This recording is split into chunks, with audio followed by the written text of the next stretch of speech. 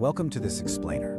So if you've been anywhere near the news or social media recently, you have definitely seen the headlines. You know the ones that make you stop, blink, and literally check your bank account just to make sure you didn't miss a deposit. Today, we're applying a cinematic lens to the recent and frankly shocking financial statistics coming out of Singapore right now. We're going to demystify the numbers, separate the paper wealth from the actual cash reality, and give you the blueprint of what's really happening. Okay, let's dive right in. Picture this. You're sitting at your local hawker center, tucking into a standard plate of chicken rice, maybe just scrolling through your phone. You see friends upgrading to condos, influencers eating omakase every single weekend, and then you see a headline about how incredibly wealthy everyone is getting. Do you ever just look around and ask yourself, do I feel left behind?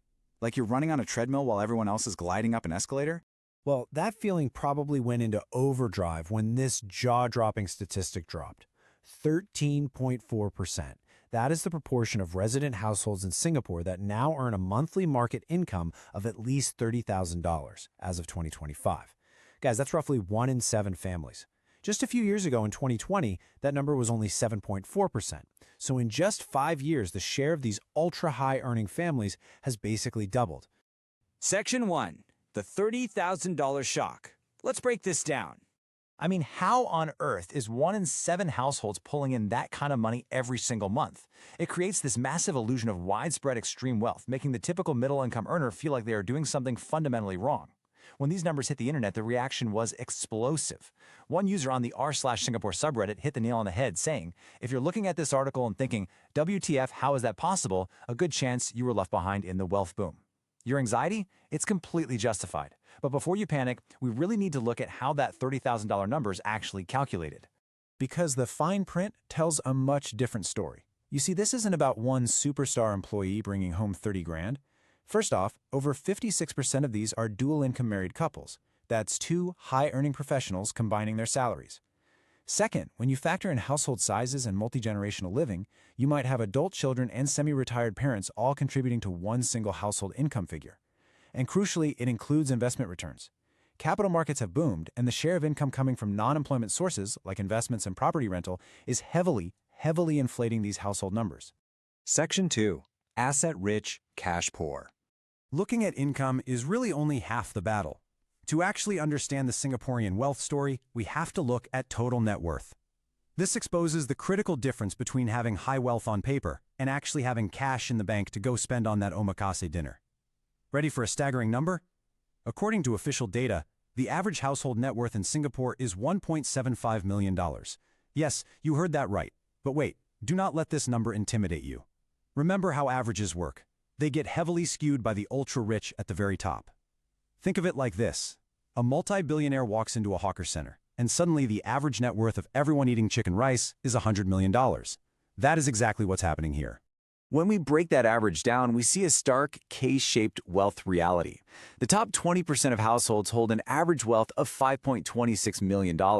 Meanwhile, the bottom 20% average about $293,000. In fact, the top 1% holds 14% of the total wealth in the country. So yes, the average is mathematically true, but it's completely unrepresentative of the typical family's reality. So where exactly is all this wealth hiding for the typical family? Well, nearly 60% of a Singaporean household's wealth is locked right up in property.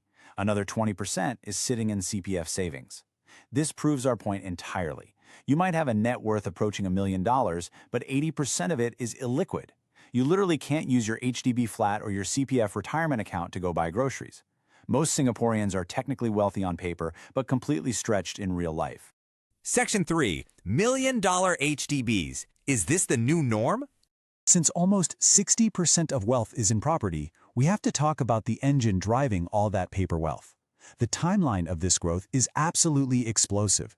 Between 2014 and 2016, there was literally not a single $1 million resale HDB transaction. Zero. None. Then it started creeping up. By 2023, we saw a record 460 units cross the $1 million mark for the year. But it didn't stop there. Fast forward to September 2025, and an all-time record of $172 million flats were sold in just one single month. They now account for nearly 8% of all resale transactions. And where exactly is this happening? Originally, it was just the prime, mature estates, places like Tapayao, Kalong/Wampo, and Bukit Merah. But the trend is spreading like wildfire. Buyers are increasingly valuing larger executive spaces over just central locations. Because of this, we are now seeing the million-dollar price tag hit non-mature estates like Woodlands and Sengkang. What used to be an extreme outlier is slowly creeping closer to a baseline for large premium flats. Section 4. The hidden debt trap. Now, there is a darker side to this lifestyle boom. While net worth is growing, Singaporean households are actually accumulating debt at a faster clip than they are building their wealth. In the first quarter of 2026, household liabilities grew by 8.2%, perfectly outpacing the asset growth of 6.8%. So, simply put, we are borrowing faster than we are earning. The average household debt now stands at about $154,000. Now, the vast majority of this, about 70%, is driven by mortgages, which makes total sense given the property boom we just talked about. But the real concern, it's that remaining 30%. Unsecured personal loans and credit card debt have grown for 9 straight quarters, and we are seeing rising delinquency rates, meaning people falling more than 30 days behind on their payments, especially among young adults aged 21 to 29 and older adults above 54. But before we sound the alarm bells for a national crisis, let's look at this quote from a BMI analyst. While household liabilities have grown faster than assets, the sheer scale of household wealth means systemic risks remain very low. The strict financial safeguards in Singapore, like the total debt servicing ratio, which basically caps debt obligations at 55% of your income, prevent a total systemic collapse. The national economy. It's highly stable. It's the individual unsecured borrower who really needs to be careful here. Section 5. The ultimate takeaway. We've synthesized a lot of intimidating statistics today. We've looked at the $30,000 incomes, the million-dollar flats, and the rising debt. But the absolute most crucial point is this stark reality. Capital is pulling away from labor. Between 2023 and 2025, the Straits Times Index, representing capital returns, went up a massive 62.8%. In that exact same time frame, nominal wage growth only went up 16.5%. What does this mean for you? It means investment returns drastically outpace salary increases. It is becoming incredibly difficult to build serious wealth purely by working a 9-to-5 job and saving cash. Knowing that, here is a clear 3-step actionable checklist derived directly from the sources to help you protect your net worth. Number 1, keep unsecured debt low. Do not get caught in the credit card delinquency trap to fund a lifestyle you kinda can't afford. Number 2, maximize your CPF. It is your ultimate safety net for guaranteed returns in a really volatile world. And number 3, you absolutely must invest beyond your CPF. Since capital outpaces wages, getting your money into the market is how you actually participate in this wealth boom. And on a broader societal level, the source material introduces a fascinating progressive concept to combat this widening wealth gap.